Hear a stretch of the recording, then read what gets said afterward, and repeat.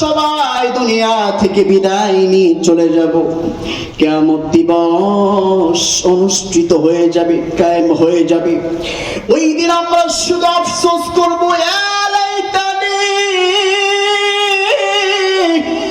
ইয়া লাইতানি।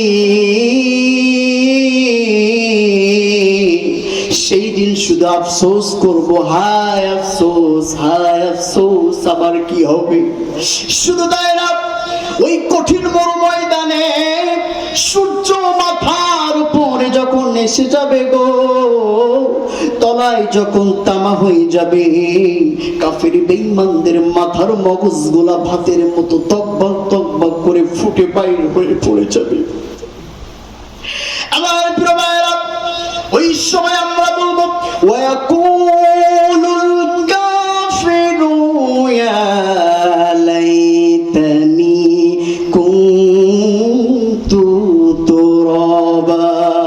হায় আফসোস, আমি যদি মাটি হয়ে যেতাম কতই না ভালো হতো। সেই দিন আমরা আফসোস করে কি বলবো, যদি মাটি হয়ে যেতাম কতই না ভালো হতো। কারণ মাটি হলে পরে কি হতো না, বিচার হতো না।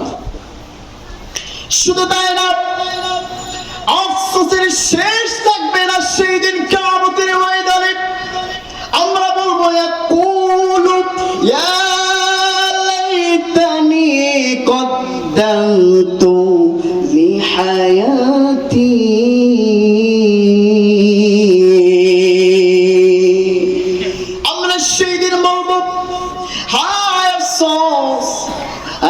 কি ভুল কাজ করলাম, দুনিয়ার জিন্দেগিতে যদি আখিরাতের জন্য কিছু আমল, কিছু অর্জন করে নিয়ে আসতাম কতই না ভালো হতো। সেই দিন যতই আফসোস করেন না কেন, আমাদের দ্বিতীয়বার সুযোগ সেই দিন থাকবে। আফসোস করব, হায় আফসোস, দুনিয়া থেকে যদি একটু কিছু অর্জন করে নিয়ে আসতে পারতাম। আল্লাহ একটাবার সুযোগ দাও, আর গুনাহ করব না, সঠিকভাবে যাকাত দিব, দান সাদাকা করব, কোরআন সুন্নাহ দিয়ে জীবন গড়ব, কারো হক ফাঁকি দিব না, কারো হক নষ্ট করব না।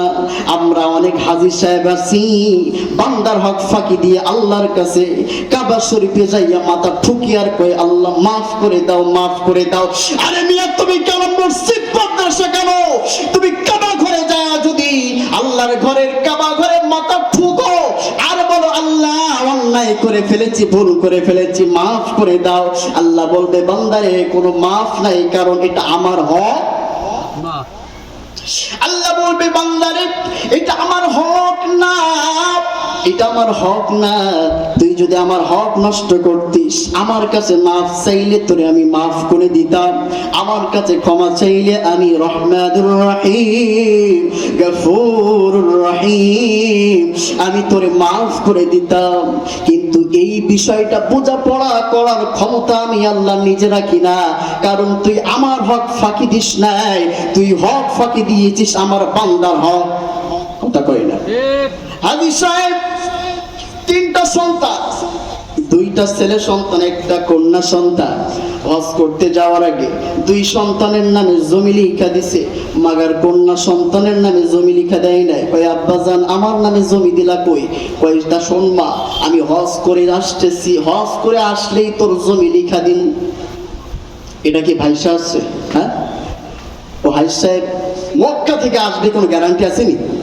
এরকম আছে না? না আমার প্রিয় ভাইরা, এই জন্য দুনিয়ার জমিনে থাকতে থাকতে আপনার আখিরাতের জন্য গচ্ছিত যা করার এই দুনিয়ার জিন্দেগি থেকে করে নিয়ে যেতে হবে।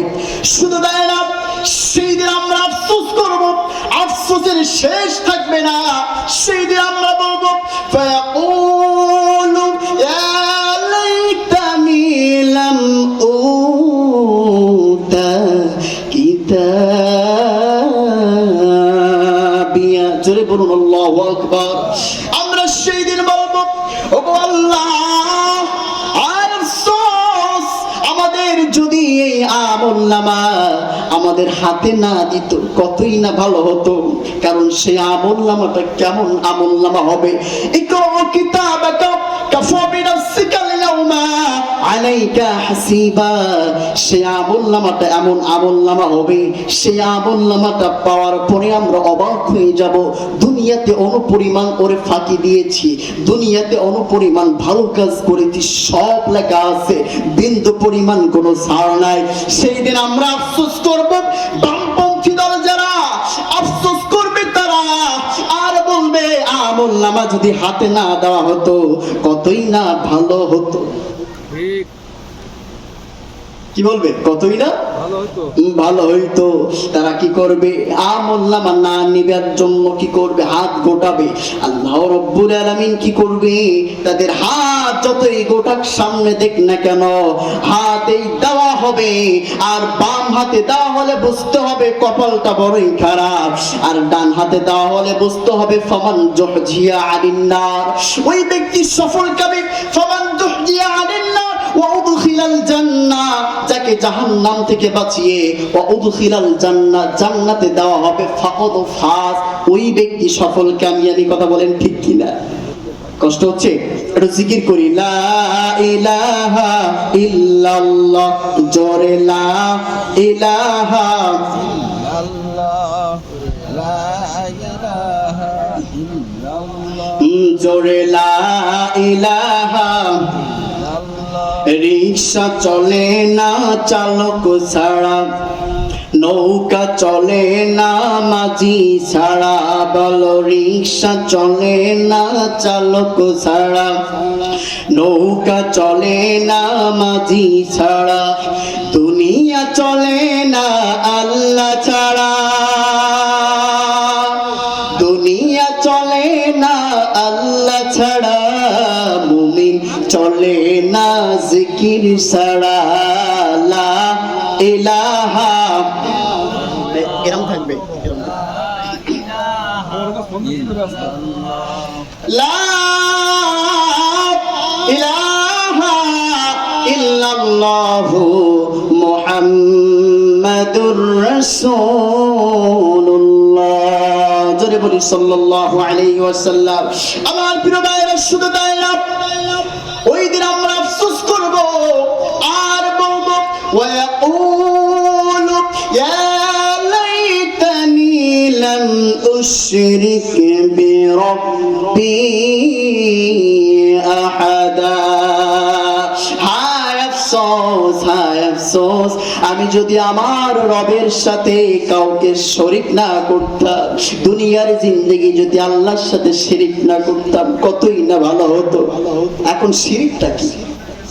আমরা আমাদের এইটা মা বোনদের ভিতরে বেশি আছে। যদি সন্তান না হয় বা কেউ বিপদে পড়ে, কোন কথা না, ডাইরেক্ট পীর বাবার দরবারে। কথা কই না? ছাগল নিয়ে হাজির, ডিম নিয়ে হাজির, হাঁস নিয়ে হাজির, বাবার কাছে যায় আর কয়, বাবা সন্তান হয় না, পোলা মায়া হয় না, আমার একটা পোলা মায়া দাও। আচ্ছা, পোলা মায়া দেওয়ার মালিক কে? বাবা। কথা বলে, সন্তান দেওয়ার মালিক কে? রিজিকের মালিক কে? সৃষ্টিকার। আলা লাহুল খালকাত, হুকুম যার, আইন চলবে তার। সৃষ্টি যার, আইন চলবে তার। দুনিয়ার কোন মানুষের মত পথ আমরা অবলম্বন করব না। কথা বলেন ঠিক কিনা? দুনিয়ার জমিনে একমাত্র কেবলমাত্র শুধুমাত্র আল্লাহ হুকুম বিধান চলবে। কথা বলেন ঠিক কিনা? কোন মানুষের পথ মত অবলম্বন করা যাবে? আমার প্রিয় ভাইরা, কেন মানুষের পথ মত অবলম্বন করা যাবে না? আল্লাহ রাব্বুল আলামিন সূরা আলে ইমরানের 85 নম্বর আয়াতে আল্লাহ বলেন, ওয়া মান ইয়াবতাগি গায়রাল ইসলামি দীনা ফালাই ইউকবালা মিনহু ওয়া হুয়া ফিল আখিরাতি মিনাল খাসিরিন।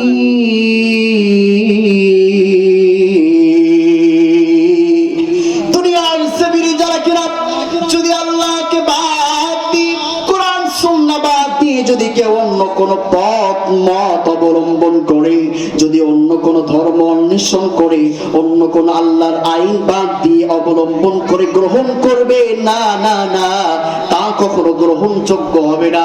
ওহুয়া ফিল আখিরাতি মিনাল খাসিরিন, এবং সে আখিরাতে ক্ষতিগ্রস্ত হয়ে যাবে। কথাকার কোন কথা বলছিলাম মনে আছে তো? কোন কথা?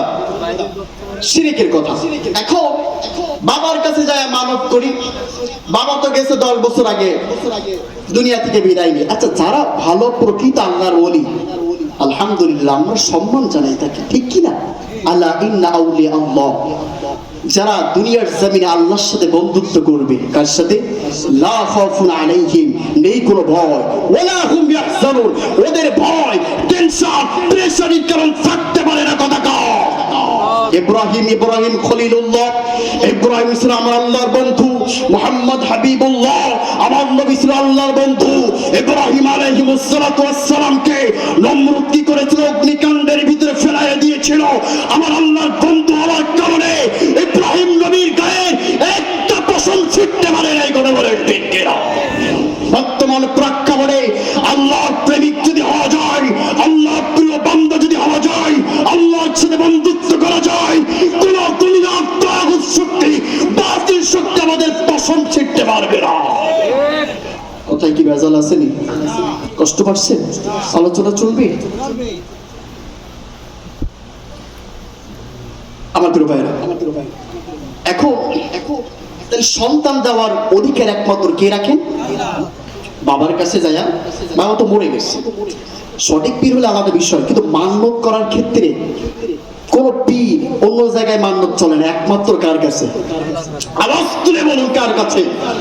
আল্লাহর কাছে ছাড়া মান্যত কারো কাছে চলবে না। আর যদি করে ডাইরেক্ট শিরক করবে। কথা ক্লিয়ার? কোন ভেজাল আছে? মান্যত করবো কার কাছে? সবাই বলেন। এখন কবিরাজ বলেন, বাবা বলেন, যা কি করে হাঁস দিয়ে আসে, ছাগল দিয়ে আসে, খাই কারা?